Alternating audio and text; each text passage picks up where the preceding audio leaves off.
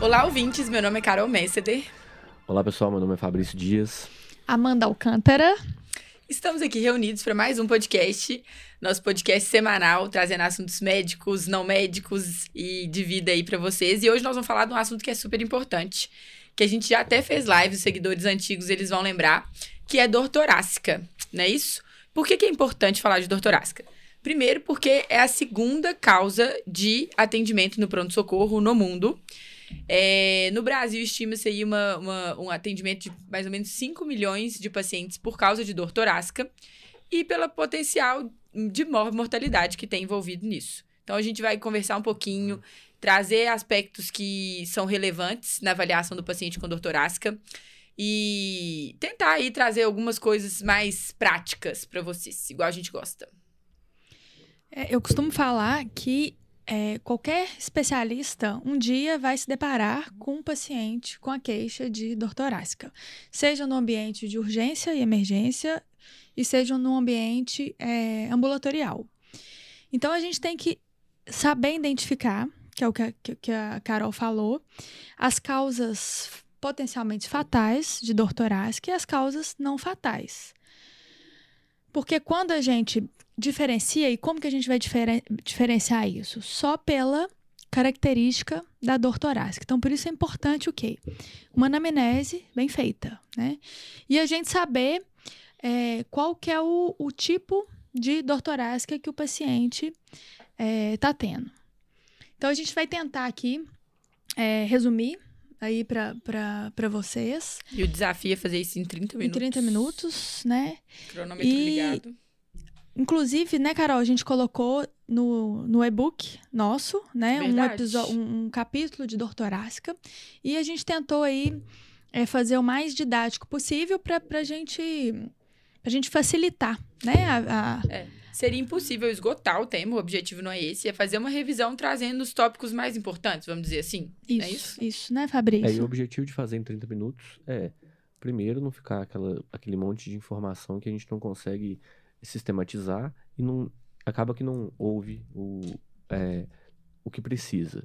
E aqui o objetivo é falar as questões principais para, no nosso dia a dia, isso ser útil na abordagem do paciente com dor torácica. Isso. Então, vamos lá. Eu acho importante, primeiro, a gente separar as causas de dor torácica, né? E entre causas cardíacas e causas não cardíacas. Dentro das causas cardíacas, a gente tem as causas isquêmicas e as causas não isquêmicas. Dentre as causas não cardíacas, a gente tem outras causas de dores, né, Fabrício? Que o Fabrício depois vai falar um pouco, né? Que aí vem embolia pulmonar, pneumotórax, doença gastroesofagiana e dor de origem muscular e por aí vai.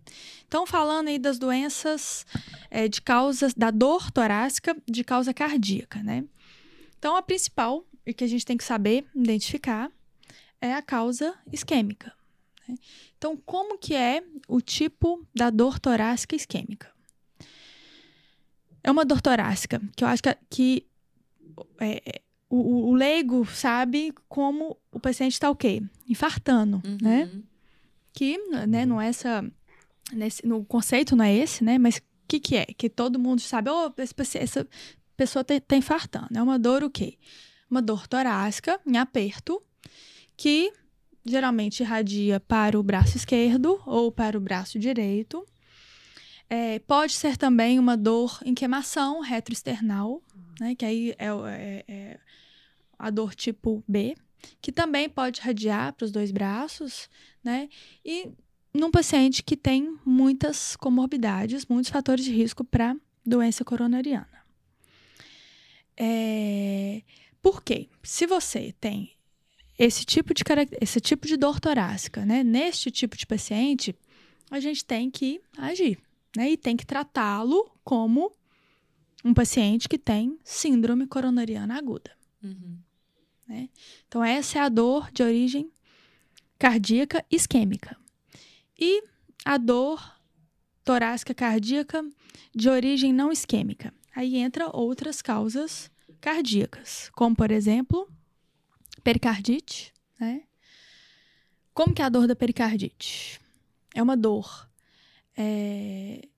Geralmente, a causa principal de pericardite é doença viral, né? Então, é um paciente que tem uma história viral prévia e é uma dor torácica que o paciente pode relatar em queimação.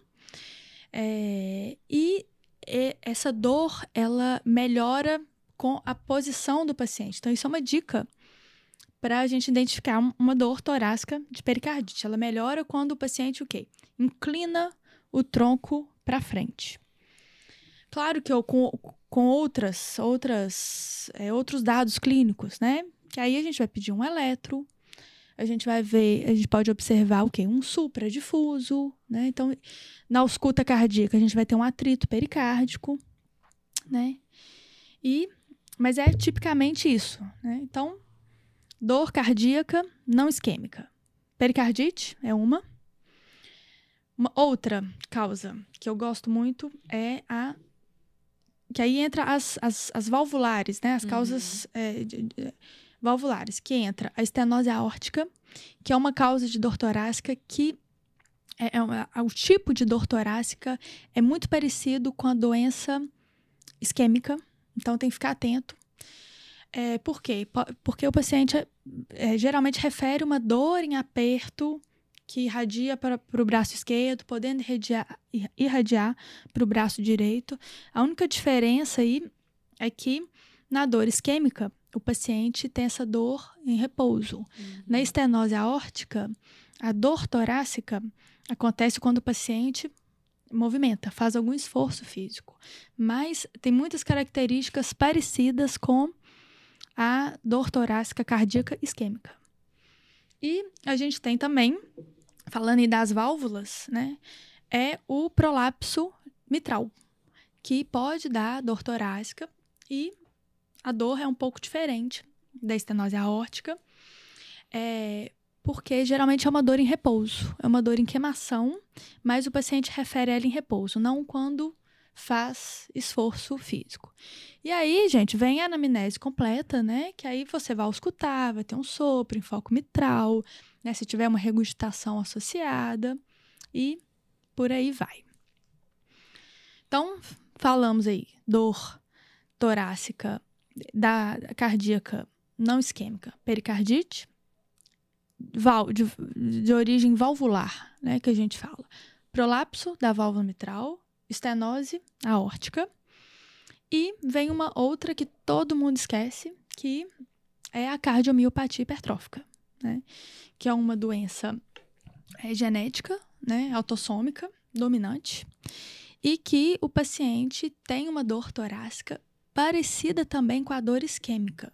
Então, não é incomum a gente ver um paciente, eu já peguei várias vezes, com uma dor típica, foi para o pronto-socorro, uma dor típica parecida com a isquêmica, que é aquela em aperto que vai para o braço, foi para o cateterismo não tinha doença coronariana isquêmica. Quando a gente foi ver, é um paciente que tinha cardiomiopatia hipertrófica obstrutiva.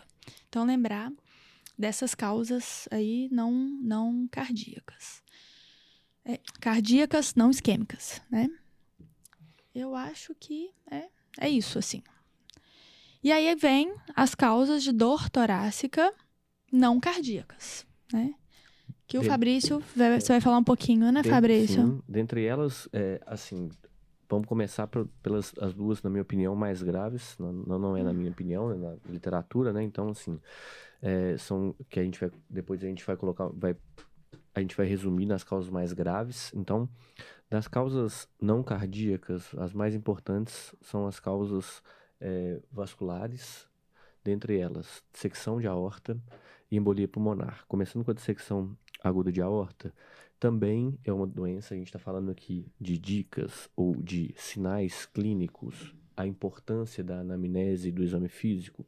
Então, na dissecção de aorta, a gente vai ter a característica da dor, habitualmente uma dor de forte intensidade, muitas vezes retroesternal, que irradia para dorso, e o paciente refere essa dor como uma dor lancinante, que é uma dor muito forte, é uma dor que, e habitualmente ela não tem relação com exercício, com esforço, então é uma dor que tem que nos fazer pensar numa doença que é potencialmente fatal, que é a dissecção de aorta.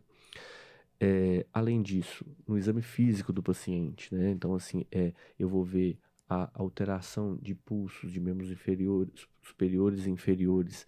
Então, é importante a gente palpar os pulsos do paciente diante de uma história clínica compatível, de um sintoma clínico compatível, a gente palpar os pulsos desse paciente, fazer um exame de físico mais minucioso, aferir a pressão arterial dos dois membros, membro superior direito e membro superior esquerdo, que são informações importantes que vão nos direcionar mesmo nos exames solicitados. Então, assim, quando eu penso em dissecção de aorta, eu posso ter desde uma alteração no raio-x de tórax, como alargamento do mediastino, por exemplo, até uma alteração vista no ecocardiograma, que aí depende muito do examinador, mas é algo que pode ser sim diagnosticado no ecocardiograma à beira-leito. E até, né, no exame talvez mais importante, que é a angiotomografia de tórax. Então, muito importante a gente fazer uma anamnese bem feita, um exame físico bem feito, porque isso vai nos direcionar até para a propedêutica que a gente vai pedir. Lembrando que a dissecção de aorta, a depender da localização, ela pode dar até alteração eletrocardiográfica que simula uma síndrome coronariana, por exemplo. Então, é importante a gente caracterizar bem a dor, fazer um exame físico bem feito, porque senão a gente pode, para um paciente que está dissecando, por exemplo, começar um protocolo de síndrome coronariana aguda. E isso é catastrófico. Uma catástrofe, né? Então, assim, eu posso... uma doença que tem a mortalidade muito alta, aumentar ainda mais essa mortalidade. Outra doença que a gente vai tá falando aqui das mais importantes, eu citei a de origem vascular, a embolia pulmonar. TEP, tromboembolismo pulmonar, é uma causa frequente de dor torácica, é uma síndrome torácica, né, uma síndrome álgica torácica que é importante na nossa prática clínica e que tem que ser diagnosticada no pronto-socorro, porque ela tem que ser abordada rapidamente. E, falando de novo de sinais clínicos, tanto de sinais quanto de sintomas, a gente vai ver na embolia pulmonar, primeiro, a característica da dor torácica. Quando a dor torácica é ventilatório dependente, que a gente fala, geralmente com regiões de infarto pulmonar, com quadros inflamatórios na pleura, e o infarto pulmonar ele pode fazer isso, vai dar uma dor que ela piora a inspiração profunda. Então, a dor da embolia pulmonar, a dor torácica é uma dor que se localiza em qualquer região do tórax, na região do dorso, que habitualmente é ventilatório dependente. Ela não vai ser sempre ventilatório dependente, mas uma dor ventilatória dependente tem que me fazer pensar em embolia pulmonar e eu aí pesquisar outras características, outros sintomas.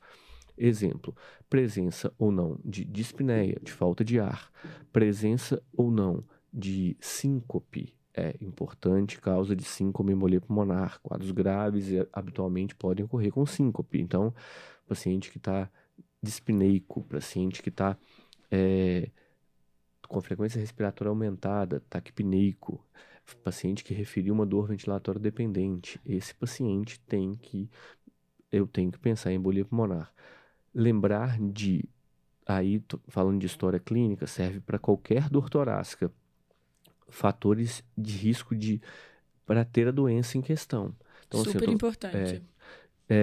Eu estou falando de infarto, quais são os fatores de risco para ter um infarto? Estou falando das causas cardíacas, esse paciente tem fatores de risco?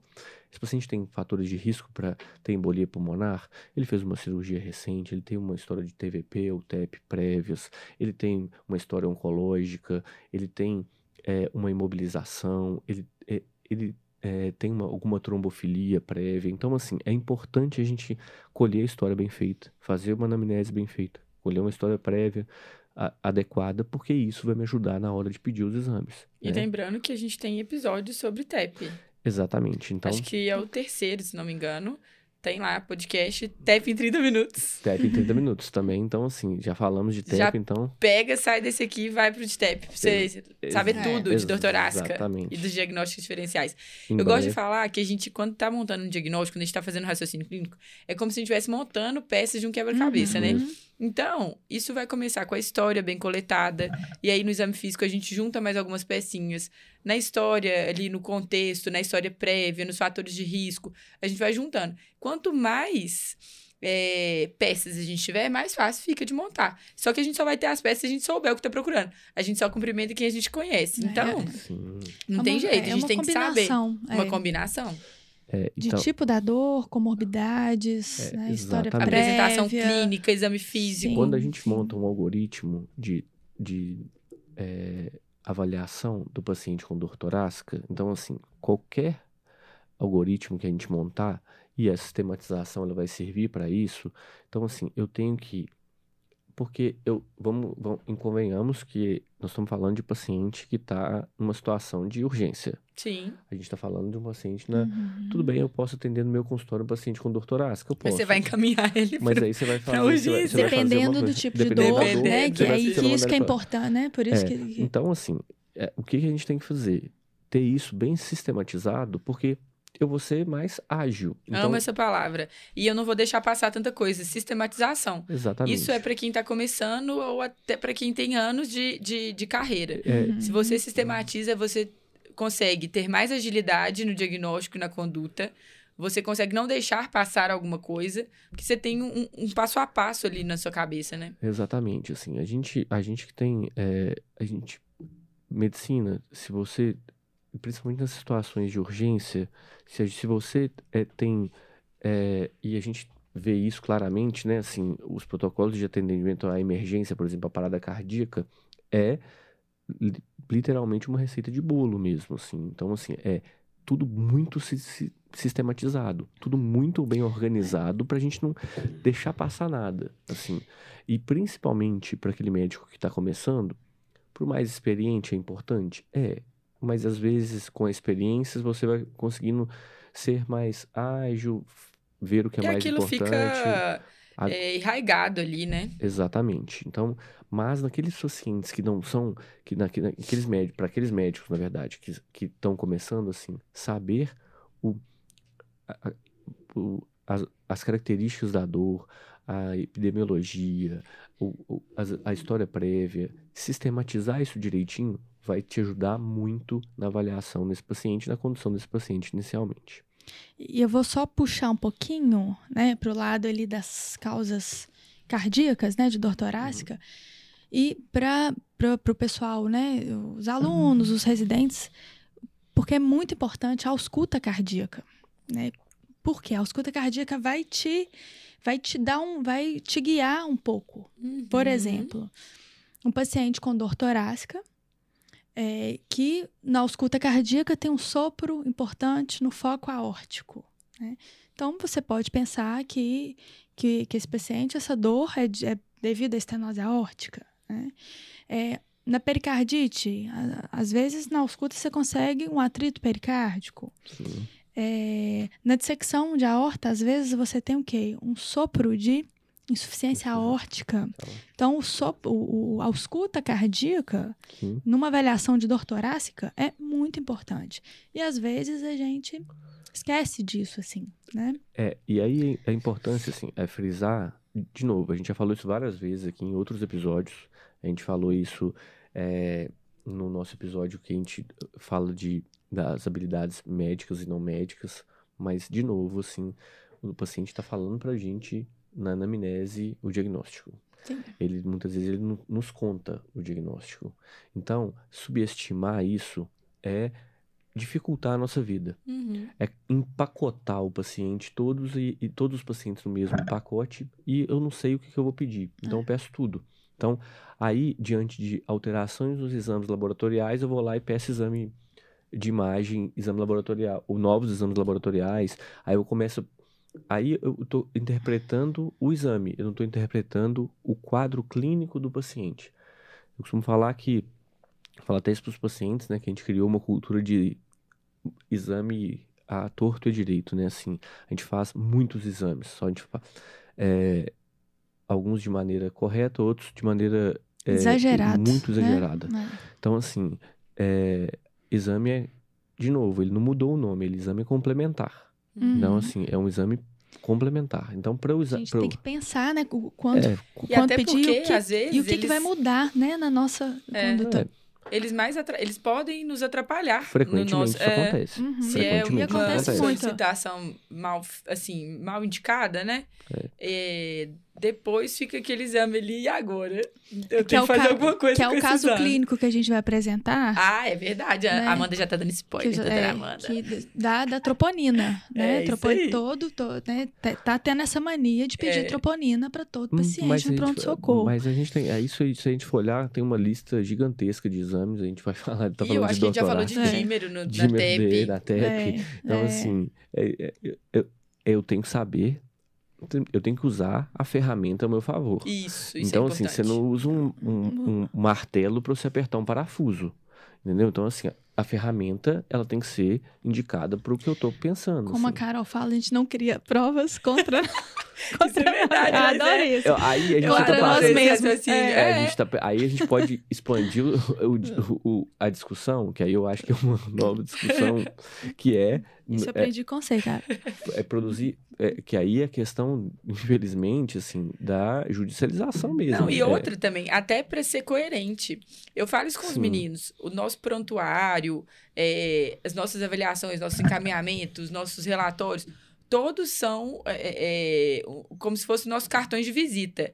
Então, a medicina, não existe um só caminho para chegar no diagnóstico. Várias vezes existem mais de uma forma ali.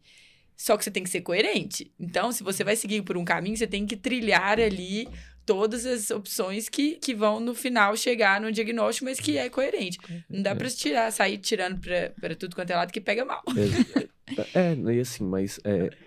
Pega mal e atrapalha o nosso raciocínio, né? Exatamente. Então, primeiro, sistematize, organize o raciocínio. Perfeito. Junte sinais e sintomas, porque senão, assim...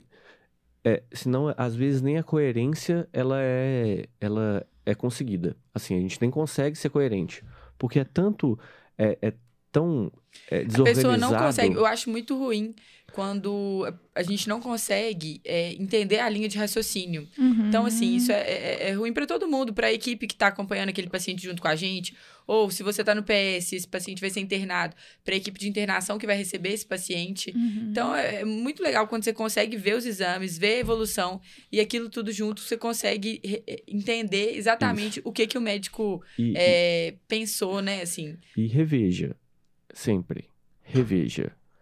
Se você está num caminho e as coisas estão ficando soltas, perdidas, não se encaixam. Volta lá. Reveja o que você está fazendo. Porque, assim, tá passando alguma coisa? Será que tá passando? Será que tá... eu tô indo por um caminho que eu não tô conseguindo tirar daquilo mais hipóteses diagnósticas, eu não tô conseguindo conduzir mais o caso a partir daí, porque isso é muito importante no nosso dia a dia. Então, na avaliação de qualquer paciente, principalmente no paciente no pronto-socorro, eu tenho que ter sempre em mente, pensei que pode ser esse caminho. Não, mas esse caminho aqui, eu já tô encontrando incoerências aqui que eu não consigo explicar. Então, será que não é o caminho? E às vezes, a gente tá falando aqui dos quadros mais comuns, mais característicos, mas a gente sabe que na prática, às vezes, as coisas se apresentam muito nebulosas ali no início. Uma apresentação, exato, que se misturam. Um paciente com várias comorbidades que aí passa a ter causas multifatoriais para alguns diagnósticos diferenciais.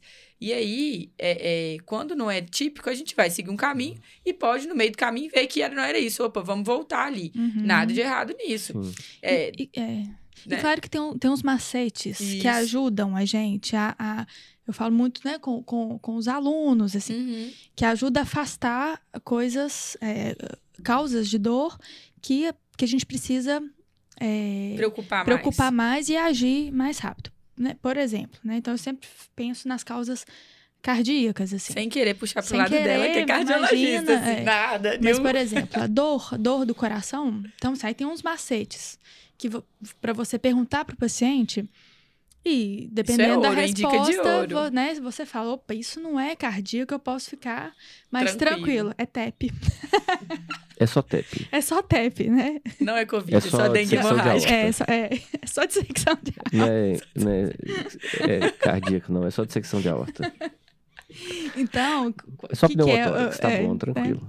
Então, assim, qual que é o, né, por exemplo, eu sempre pergunto pro paciente como que é a dor, porque se ele aponta, dói aqui, né? Dor do coração é o quê? É uma dor visceral. O paciente não consegue localizar e nem colocar a mão, né? Muitos pacientes levantam a mama e falam, dói aqui. Então, eu falo, opa, isso não é dor cardíaca, né? Dor que dói quando movimenta o braço, né? Então, isso a gente já pode né, excluir. A gente tá falando de as exame causas físico. Do exame físico, da importância. Palpa a região intercostal. Isso, que depois visceral, você vai falar, né, das dores. Exatamente. Então, assim, então esses macetes pra gente ir tirando as causas cardíacas e deixando as causas não cardíacas. Isso a gente faz rápido, né? Não é uma coisa... Rápido. Não é uma coisa que eu vou demorar 30 minutos pra fazer.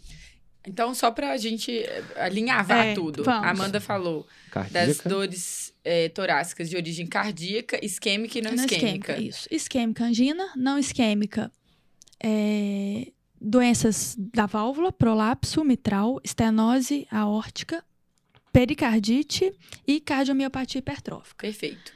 Fabrício está falando agora das causas de dor torácica não cardíacas. E aí já foi origem vascular. Eu vou falar agora a última, né, assim, catástrofe torácica que a gente pode falar, né, que é pneumotórax. Então, assim, habitualmente, o paciente já é aquele paciente com enfisema pulmonar, com muitas bolhas, ele pode fazer um pneumotórax espontâneo.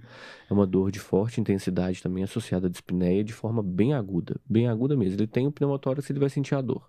Então, assim, facilmente diagnosticado com uma ausculta bem feita, a ausculta pulmonar naquele lado, ela vai estar abolida. Eu vou ter um hipertimpanismo, né? Eu tenho ar na região pleural, então esse hipertimpanismo também, percutir o tórax, super importante. Então, assim, diante de um paciente com dor torácica, de forte intensidade associada à dispneia, falta de ar. Então, é importante que se examine bem, como a Amanda bem disse, sobre a ausculta cardíaca, a ausculta pulmonar. Estou diante de um paciente com dispneia e a ausculta pulmonar absolutamente normal. Estou diante de uma paciente com dispneia, dor torácica e com a ausculta normal e abolida do outro lado. Opa, isso pode ser um pneumotórax. Então, assim, observar, de novo, história clínica, sinais e sintomas. O paciente já tem história prévia de pneumotórax. Esse paciente teve algum procedimento, que ele foi, por exemplo, um implante de um catéter. Isso a gente vai ver habitualmente na UTI? Sim, mas eu posso ver isso, por exemplo, num paciente que internou para colocar um catéter totalmente implantável para fazer quimioterapia, por exemplo, e fez um pneumotórax, né? Então, assim, e ele pode evoluir não imediatamente com os sinais e sintomas, receber alta probabilidade de internação, por exemplo, ter o sintoma de dor torácica e dispneia no quarto, com baixa de saturação, por exemplo, com hipoxemia. Então, falei de causas vasculares, falei do pneumotórax, agora... Falou da TEP também. Da embolia pulmonar, dissecção de aorta e falei de pneumotórax, as 3, que eu acho que as mais importantes das causas não cardíacas. Das causas não cardíacas, aí a gente vai falar um pouco sobre as gastroesofagianas, que aí eu acho que o sintoma é a dor torácica em queimação, mas que tem sintomas dispépticos. Eu falo de uma síndrome dispéptica associada. Azia, queimação, dor no estômago, que todo mundo fala, saber se tem relação ou não com a alimentação. Tá? E graduar esse sinal, esse sintoma, porque alguns sinais, por exemplo, a rotura de esôfago, que é uma causa grave, né? Também é uma causa de uma catástrofe torácica. Então, assim, ela é uma dor de forte intensidade, muitas vezes associada à febre, a sinais inflamatórios mais importantes, porque você tem uma alteração importante no mediastino. Então, ela muitas vezes é precedida também por uma síndrome dispéptica com queimação, pirose. Então, é algo que a gente tem que ficar atento e saber caracterizar bem. E, de novo, na anamnese, eu vou ter dicas importantes para me levar a pensar numa causa gastroesofagina. Acho que a temporalidade para as causas gastroesofagianas é muito importante também, né? Sim, sim. Geralmente, os pacientes eles já vêm com esses sintomas dispépticos. Talvez eles não te falem isso espontaneamente. Mas quando a gente perguntar mas quando se alimenta e sente que o alimento tá voltando à boca, esses pontos, assim, da anamnese, bem explorados, eles nos dizem muito. Eu acho que a temporalidade também talvez ajude aí nesse diagnóstico diferencial. Muitos alunos me perguntam sobre a dor em queimação. Né? Se a dor em queimação, acho que as pessoas acham que a dor em queimação não é uma dor de refluxo. E não, a dor em queimação, ela pode ser de origem isquêmica. Mas é isso que o Fabrício e a Carol falou.